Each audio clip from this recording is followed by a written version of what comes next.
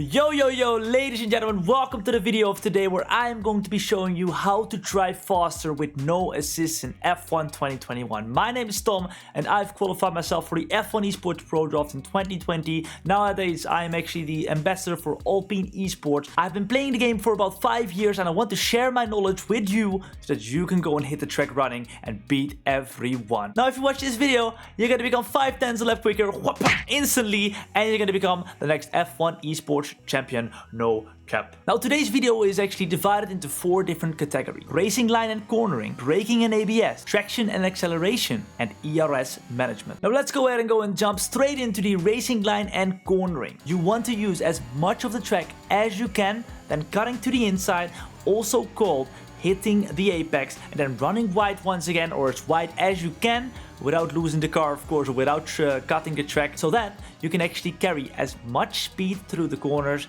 as possible. The steering input has to be as minimal as you can do. This way you can slingshot yourselves on the straight and carry all that extra momentum onto the long straight, getting you lots and lots of time. The rule of thumb here is normally to focus on the exit speed, not on the entry speed. What you want to go is you want to optimize the exit speed so that you can carry that speed, like I said, onto the straight, gain even more time than you would by braking as late as you could and then compromising, of course, the exit speed. You want to focus on the exit speed. As long as your exit speed is great, you'll find a lot of time. Now the second tip for cornering is to not accelerate too quickly when coming out of corners. Normally, I did this myself as well. New drivers tend to go onto the power a little bit too early, causing the understeer to kick in the car as well, because that's what happens when you get onto the power a little bit too early. You get more understeer and that car gets pushed out wide. That is basically what understeer means. The car does not want to turn in, and that is why you might be going a little bit too wide through the corner. So if you're experiencing that, then make sure you go and get onto the power just that little bit later, or a little bit more gradually through the corners as well. Now in terms of the racing line assist, you want to be finding vantage points on each single track and each single turn on the track to find where you want to brake for yourself. This is one of the hardest, if not the hardest assist to put off. In general, the 100 meter board is a good vantage point to brake for medium to hard braking zones. But you'll have to find your own braking zones exactly by trying it out on different tracks. You don't only have to look at the brake marker board, you can also look at everything else on the track that is static. Now, I'm gonna give you one tip. Do not look at the shadows, because shadows move by time of day. So for example, whenever it's flipping morning time, the shadow will be near the 50 meter board, but then in the evening, the shadow will be at the 100 meter board. Now, if you take that the wrong way around, you're gonna be braking way too late and you're gonna be chilling with the stewards in the wall. We don't want that. I always recommend, if you want to disable the racing line, then just go all in, turn it off and never look back. The racing line is something you have to get used to. If you go back to putting on the racing line for a league race or whatever, do not do it, because that's not how you're gonna learn the quickest. You might struggle at the start, but this is the fastest way to learn how to drive without the racing line. It took me about 2 months back in F1 2019 to learn driving without the racing line consistently. Of course, you're gonna get better with time, but about 2 months and then I had some kind of consistency. But the good thing is, the braking points don't really change a lot between the different games. Of course, they change a tiny bit, but your muscle memory will stay the same, so you don't have to relearn every single game. Alright, next up, I've got some tips for you on braking and ABS, which will make you a master at braking. Now, let's first go into what is ABS exactly. ABS is the anti-lock brake system, which is an assist that prevents the brakes from locking up. But in return, you do not really get as much stopping power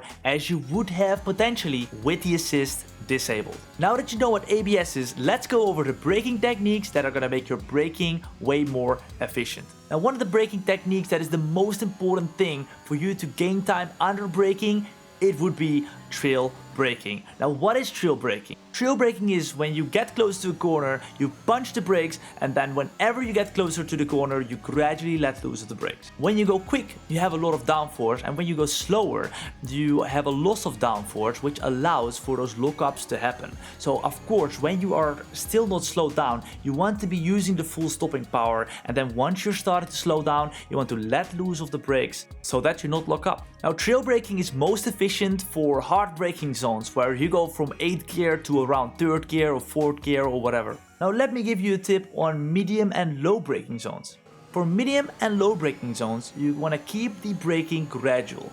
Don't push the pedal all out with full braking force. Keep it gradual so that you can go and keep the car rolling through the corners, which is very important. That you can use the throttle as well to give that extra power when you need it, and you don't need to go and accelerate as much.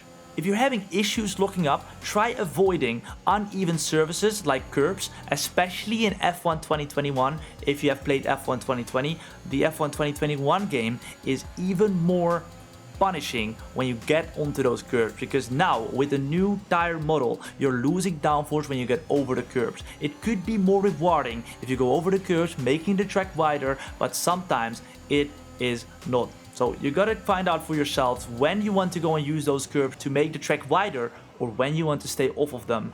Generally, I would not recommend using curbs in wet weather, because that is gonna make it even harder to brake as well as to accelerate. Now there's another braking technique that not a lot of people talk about, but it's very important, and that thing is engine braking. Now you're probably thinking, engine braking, how do I break down my engine? What are you talking about?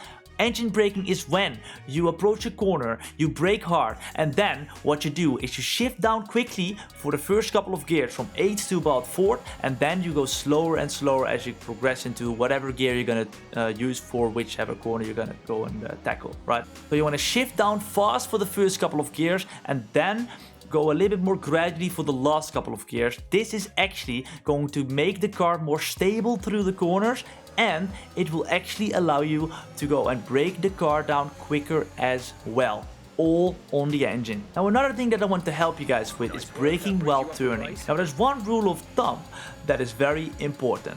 Once you go and turn more, you want to brake less. Also the other way around. And very important, try to brake in a straight line. The car does not like for you to be turning while braking. The lookups will be so much more easy to handle if you go in a straight line and brake like that. So brake in a straight line when you're braking hard, and let loose of your brakes when you start turning more. This will massively help you with not locking up the tires. This is the secret. Brake less when you turn more. Now we also have braking and elevation changes. Now elevation changes involve gravitational pull. If you brake downward, gravity will not slow you down, actually will speed you up, and you have to brake earlier because of it.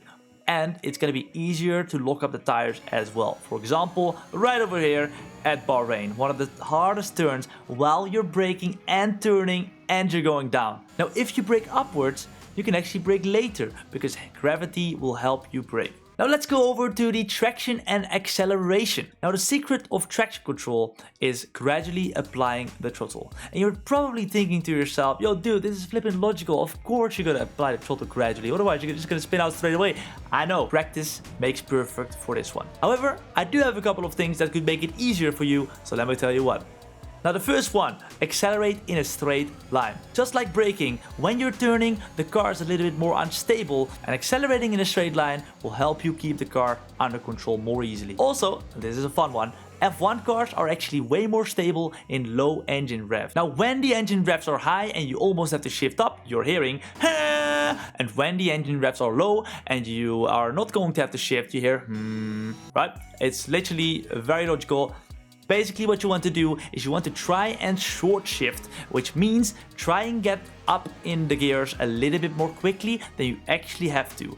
This allows the car to be more planted, and you'll be able to get onto the power a little bit more quickly as well, as you can see in the background. All this is called short shifting. Now the last subject we're going to talk about is the ERS management. Now ERS is something that could make or break your race. If you do not manage it all too well, you could be hanging and sitting there like a duck, or you could be attacking while everybody else has not managed their ERS as good as you have. Now let me tell you a couple of secrets, a couple of things which could help you improve your ERS management, as well as a couple of tricks in terms of traction, cornering, that actually get influenced by ERS too. Now the ERS system is actually a huge battery that gets drained while you go and accelerate, and it gets harvested or charged while you brake. You use the ERS system or the battery by using the overtake button. The battery can be divided into 3 different management components, and you can see them all on screen right now. The first one is the percentage of battery left. This will go up and down depending on how much you use. This is for the entirety of the race. This will not reset. Then you also have the deploy mode per lap. This is the maximum amount of battery that you can deploy per lap. It will reset every lap. Then you also have the harvest mode per lap. This is the maximum amount of battery that you can harvest per lap and will also reset every single lap. Now these three components of course all go down to the full amount of battery that you have left, but now that you understand it, you can actually work with it a little bit more efficiently. While you have the overtake button enabled, the ERS system actually gives through a little bit more power output to the tires. Now this makes you quicker, but this also gives you more wheel spin. You gain the most amount of ERS while you're coming out of corners accelerating, as you're using all of that extra speed onto the long straight that you're gaining on.